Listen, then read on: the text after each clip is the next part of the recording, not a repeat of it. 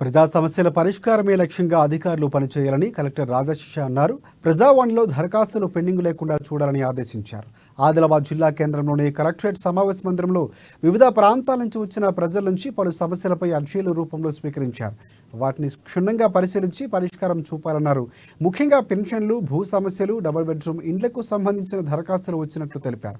ప్రత్యేక అధికారులు field visit చేయాలని, రోజువారీ నివేదిక, టూర్ డైరీ మెయింటైన్ చేసి రిపోర్టు సమర్పించాలని ఆదేశించారు. వన మహోత్సవం సందర్భంగా ఆయా శాఖలను కేటాయించిన లక్ష్యాలు కూడా సాధించాలని అన్నారు కలెక్టర్.